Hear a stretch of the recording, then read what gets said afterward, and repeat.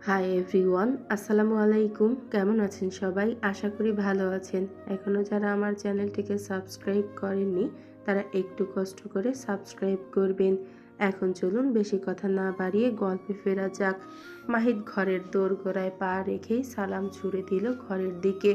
তারপরের মুহূর্তে সমস্ত ব্যস্ততা ভেঙে এক লাফে জড়িয়ে ধরল মাকে।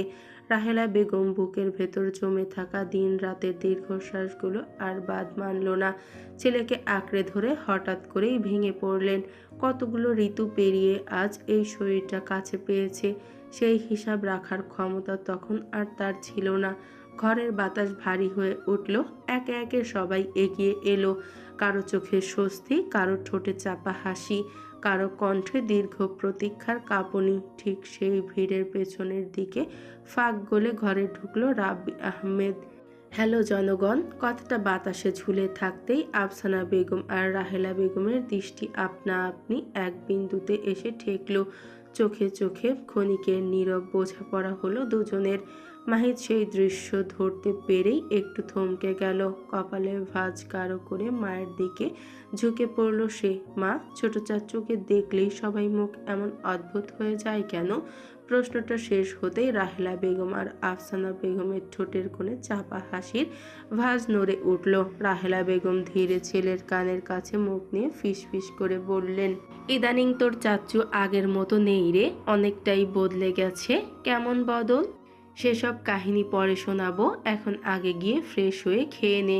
খাবার খাওয়ার কথা কানে যেতেই রাব্বি আহমেদের শরীরটা আচমকা চঞ্চল হয়ে উঠল। চলো চলো, আর দেরি কেন, খাবার খেয়ে নেই তাড়াতাড়ি। পাশ থেকে শ্রেয়ার চোখ টিপে রাব্বির দিকে তাকিয়ে বলল, তুমি না ডায়েট করো চাচ্ছু?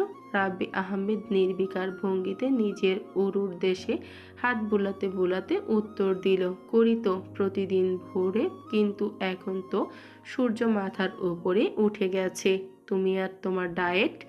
আর কি বলবো, খাওয়ার কথা শুনলেই আমার মনে হয় পৃথিবীর যাবতীয় জট খুলে পাকস্থলীতে পুড়ে দেই।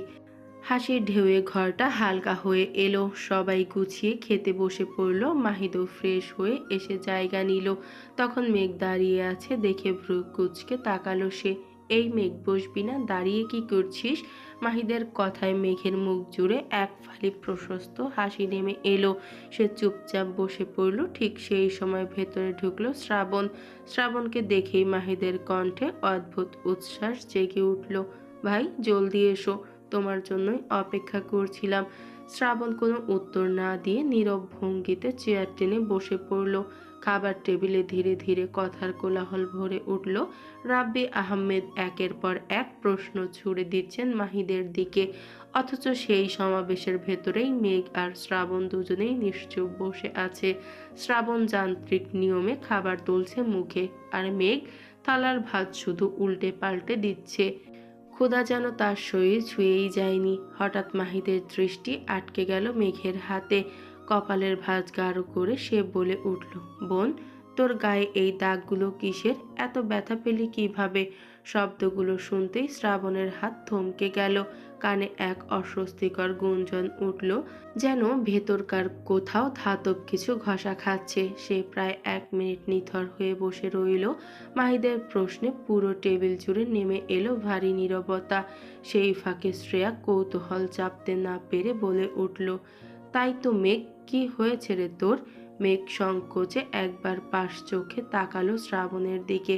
শ্রাবণ কয়েক মুহূর্ত স্থির থেকে আবারও আগের মতোই স্বাভাবিক ভান করে খাওয়ায় মন দিল। একবারও মেঘের দিকে তাকালো না। কিছু শোনেনি এমন ভঙ্গিমায় থালায় মনোযোগ রাখলো। কয়েক সেকেন্ড দম আটকে রেখে মেঘ আমতা আমতা করে বলল, আসলে সিঁড়ি দিয়ে নামতে গিয়ে পড়ে গিয়েছিলাম ভাইয়া, তাই একটু ব্যথা পেয়েছি। মেঘ মিথ্যে বলল। কেন বলল তার নিজের কাছেও সে কারণ স্পষ্ট নয়। মানুষের অবচেতন সত্তা অনেক সময় যুক্তির ধার ধারে না, আচমকা নিজের মতো করে সিদ্ধান্ত নিয়ে ফেলে। হয়তো শ্রাবণকে কাঠগড়ায় তুলতে মন সায় দেয়নি তার, কিন্তু কেন? যে মানুষটা অন্যায় করেছে তাকে আড়াল করার প্রয়োজন বা কোথায়? এই প্রশ্নটুকু বিদ্যুৎ চমকের মতো একবার মস্তিষ্কে ঝলকে উঠল, তারপরই আবার মিলিয়ে গেল। কথা শেষ করে মেঘকে নিশ্চুপ দাঁড়িয়ে থাকতে দেখে মাহিদ ফের মুখ খুলল। চোখ কপালে তুলে হাঁটিস কেন? সামনে কিছু দেখিস না? মেঘ নিচু গলায় জবাব দেয়, খেয়াল করিনি ভাইয়া, একটু তাড়াহুড়ো ছিল। মেঘের অস্বস্তি চোখে পড়তেই মাহিদ আর প্রসঙ্গ টানল না। কথার স্রোত থেমে গেল। ঠিক সেই ফাঁকে শ্রাবণ খাবারের অধ্যায় গুটিয়ে চেয়ার ঠেলে উঠে দাঁড়ালো। পেটে আর এক লোকমাও নামবে না এমন কোনো সদিচ্ছা তার মুখভঙ্গিতে নেই। শ্রাবণকে উঠতে দেখেই মাহিদ ডেকে উঠল, কই যাও ভাইয়া? শ্রাবণ সংক্ষিপ্ত স্বরে উত্তর দিল, আমার খাওয়া শেষ, তোরা খেয়ে নে, আমার একটু কাজ আছে। কথাগুলো বলেই সে চলে গেল, রেখে গেল টেবিল জুড়ে চাপা অস্বস্তির ভার। যেন বলা হয়নি এমন বহু সত্য এখনো বাতাসে ভাসছে। ভারী পায়ে গট গট করে হেঁটে সরে যেতেই তার যাওয়ার পথের দিকে তাকিয়ে রইল মেঘ কিছুক্ষণ স্থির দৃষ্টিতে। দৃষ্টির মধ্যে জমে রইল এক অদ্ভুত অনিশ্চয়তা। পরক্ষণেই সে আবার নিজের থালার দিকে ঝুঁকে পড়ল। খেলে খাবে, না খেলে না খাবে, কি আসে যায় তার? এত ভাবনার দায় তার কেন? নিজেকেই নিজে ধমক দিয়ে খাবার তুলতে লাগলো মুখে। মাহিদ তখন রাব্বি আহমেদের দিকে তাকিয়ে ঠাট্টার সুরে বলে উঠল, যাই বলো চাচ্চু, তুমি তো দিন দিন বেশ সুন্দর আর স্মার্ট হয়ে যাচ্ছ। মাহিদের কথায় রাব্বি আহমেদ হেসে গলা ছেড়ে জবাব দিলেন, আর বলো না চাচ্চু, দিনকে দিন এমন সুন্দর হচ্ছি যে আয়নার সামনে দাঁড়ালেই আয়নাটাকেও আমাকে দেখে হাসতে দেখি। আর তোমার ছোট মা তো আমাকে চোখে চোখে রাখে, কোথাও যেতে দেয় না। বলে কি জানো, অন্য মেয়ে মানুষেরা আমাকে দেখে নজর দিবে। ঠিক তখনই শ্রেয়া পাশ থেকে খেতে খেতেই মুখ তুলে বলে উঠল, মেয়ে বলো না চাচ্ছু, বলো মহিলা। মেয়েদের তো আর খেয়ে দেয়ে কাজ নেই, প্রেগনেন্ট লোকের দিকে নজর দিবে। কথা শেষ হতে না হতেই শ্রেয়া উচ্চ স্বরে হেসে উঠল। আফসানা বেগম চোখ পাকিয়ে তার দিকে তাকালেন, কিন্তু শ্রেয়া তাতে কর্ণপাত করল না। এই ধরনের ঠাট্টা তামাশা রাব্বি আহমেদের সঙ্গে তাদের নিত্যদিনের অভ্যাস। তিনিও সেসবকে নিছকই রসিকতা হিসেবে গ্রহণ করেন। হাসি ঠাট্টার এই হালকা আবহে কথা বলতে বলতে সবাই খাওয়া দাওয়ার পর্ব শেষ করে ফেলল। রাত নামার পর ঘর ভর্তি মানুষ ড্রয়িং রুমে জমে উঠেছে। মেঘের বাবা ফয়েজ আহমেদ আর শ্রাবণের বাবা ইয়াকুব আহমেদ ব্যবসার তাগিদে ঢাকায় গেছেন। এই মুহূর্তে শ্রাবণ ছাড়া প্রায় সবাই উপস্থিত ড্রয়িং রুমে। মাহিদ মেঝের ওপরে রাখা ব্যাগগুলো খুলে একে একে সবার হাতে তুলে দিচ্ছে। গিফট বাড়াতে বাড়াতে হঠাৎ জিজ্ঞেস করে উঠল, ছোট চাচ্ছু, ছোট মা ওরা কবে আসবে? কালকে আসবে হয়তো। আচ্ছা, তাহলে ওদের গিফটগুলো ওরা এলেই দেব। সোফার এক কোণে গুটিসুটি হয়ে বসে মেঘ নিজের জন্য আনা জিনিসপত্রগুলো নীরবে উল্টে পাল্টে দেখছিল। ঠিক তখনই মাহিদের গলা শোনা গেল, মেঘ, যা তো শ্রাবণ ভাইকে ডেকে নিয়ে আয়। শ্রাবণের নামটা কানে যেতেই মেঘ চমকে লাফিয়ে উঠল, আমি যাব? না, তোর ভূত যাবে। মেঘ আহত দৃষ্টিতে তাকালো আফসানা বেগম আর রাহেলা বেগমের দিকে। রাহেলা বেগম চোখের ইশারায় তাকে যেতে বললেন। ভাইয়ের সামনে কিছু বলার সাহস তার নেই। সবে এসেছে ছেলেটা, এখনই পুরোটা জটিলতার গিট খুলে ফেলার সময় নয়। অগত্য, বিরক্ত আর অজানা আশঙ্কা একসাথে বুকে চেপে নিয়ে মেঘ পা টিপে টিপে শ্রাবণের ঘরের দিকে এগিয়ে গেল। দরজার সামনে পৌঁছাতেই মেঘের চোখে পড়ল দরজাটা ভেতর থেকে আটসাট করে বন্ধ। প্রথমে সাহস জড়ো করে সে দরজায় একবার হালকা টোকা দিল। ভেতর থেকে কোনো সাড়া এলো না। আবারও একই চেষ্টা করল। এবারেও নীরবতাই উত্তর হয়ে রইল।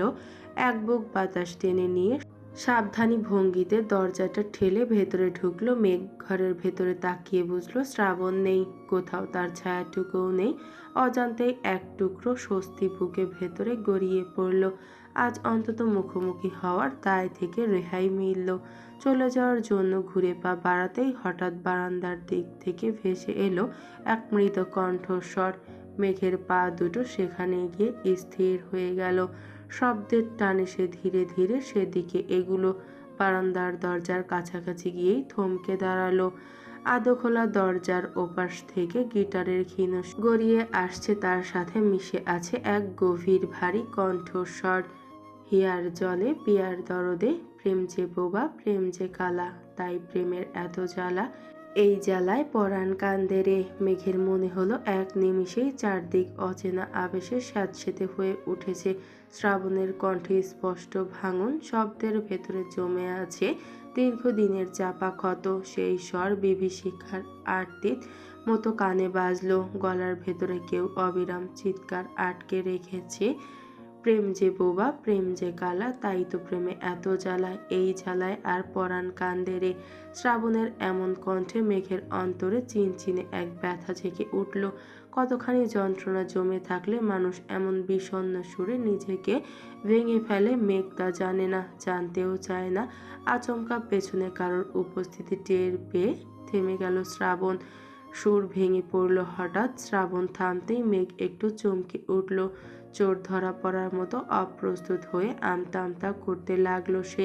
পেছনে না ফিরে শ্রাবণ ভারী গলায় বলে উঠল, কেন এসেছিস? মেঘ দাঁড়িয়ে আছে, এটা না তাকিয়ে কিভাবে বুঝে ফেললো এই বিস্ময়ে মেঘ এক মুহূর্তে স্থবির হয়ে গেল।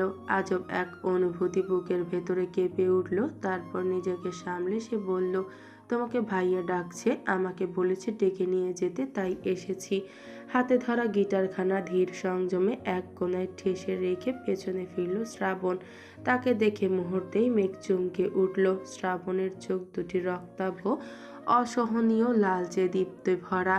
মনে হচ্ছে বহু যুগের অদমিত অশ্রু সেখানে স্তূপ করা হয়েছে, যা জমাট বেঁধে আছে।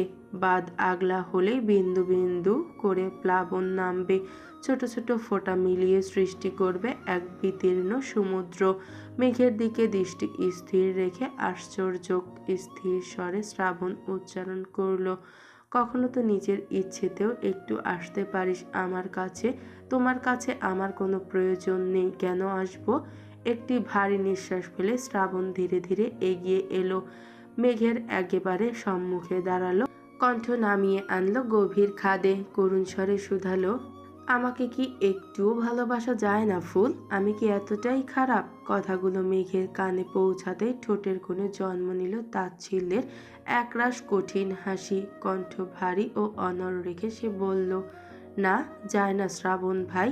এরপর নিজের গায়ের ক্ষতগুলো দেখালো মেঘ, যেগুলো পড়ে গিয়ে পেয়েছিল সে। এই যে দেখো, এগুলো দেখতে সামান্য ক্ষত হলেও এগুলো আমার কাছে কলঙ্ক সমান। কিন্তু এই কলঙ্ক আমি কখনো তোমার গায়ে লাগাতে পারবো না, কারণ পুরুষের গায়ে কখনো কলঙ্ক লাগে না। পুরুষ আজীবন শুদ্ধ থাকে, কলঙ্কের সৌভাগ্য শুধু নারীদেরই হয়। এবার আরো কিছুটা এগিয়ে এলো শ্রাবণ, মেঘের দুবাহু চেপে ধরে বলে উঠল, তোর গায়ে কলঙ্ক আমি দিব, আর সেই কলঙ্ক যত্ন করে মুছেও আমি দিব, কারণ তুই শুধু আমার, আর আমার হওয়া এত সহজ না। আমার হতে হলে তোকে আমাকে সহ্য করার ক্ষমতা থাকতে হবে। কিন্তু আমি তো তোমার হতে চাই না শ্রাবণ ভাই, তোকে যে আমারই হতে হবে জান। পুনর্জন্ম হবে না বলেই তোকে এই জন্মে পাওয়ার এত তীব্র আকাঙ্ক্ষা আমার। বিশ্বাস কর, যদি আরো 1000টা জন্ম পেতাম, সেই 1000 জন্মেও শুধু তোকেই চাইতাম। ভাইয়া ডাকছে তোমাকে, সবাই অপেক্ষা করছে। এই কথাটা বলেই আর এক মুহূর্তের সুযোগ না দিয়ে মেঘ জোর করে নিজের হাত ছাড়িয়ে নিল। শ্রাবণ কিছু বলার আগেই সে সেখান থেকে সরে গেল। হাঁটতে হাঁটতেই তার চোখ বেয়ে গড়িয়ে পড়ল বিষাদের অশ্রুকণা। মনের গভীরে জমে থাকা কথাগুলো নীরবে নিজেকেই শোনালো সে। কেন আমাকে এত কষ্ট দাও শ্রাবণ ভাই? তুমি জানো না তোমার ফুল যন্ত্রণা সইতে পারে না, সামান্য আঘাতেই কুঁকড়ে যায়, তাও কেন এত আঘাত করো আমায়?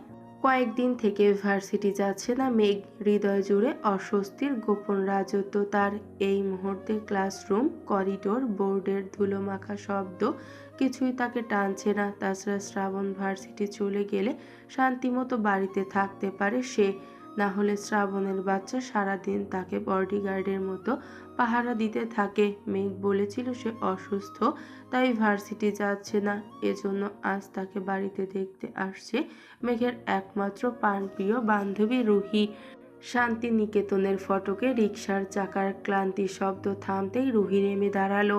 ভাড়া মিটিয়ে ভেতরে পা বাড়ানোর মুহূর্তেই সামনে এসে দাঁড়ালো রাহেলা বেগম। কোনো দ্বিধা ছাড়াই রুহি এগিয়ে গিয়ে জড়িয়ে ধরল তাকে। কেমন আছো আন্টি? রাহেলা বেগম স্নেহ ভেজা আঙ্গুল রুহির মাথায় ছুঁয়ে বললেন, ভালোই আছি মা, তুমি কেমন আছো? আমিও ভালো আছি। মেঘ কোথায় আন্টি? নিজের ঘরেই আছে।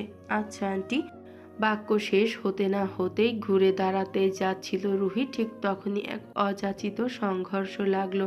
কোথা থেকে উদ্ভট এক তাড়না ছুটে এলো মাহিদ। মুহূর্তেই অসতর্কতায় ধাক্কা লেগে ভারসাম্যচ্যুত হয়ে ধপাস করে মেঝেতে আছড়ে পড়ল রুহি। কাঁধের ব্যাগ উল্টে গিয়ে মুখ ঢেকে নিল তার। ব্যথায় ঝাঁকুনি, চোখ মুখ খিচে সংকুচিত করে কেকিয়ে উঠল সে। সরি, খেয়াল করিনি। রুহির পতন চোখে পড়তেই ব্যস্ত কণ্ঠে কথাটা ছুড়ে দিল মাহিদ।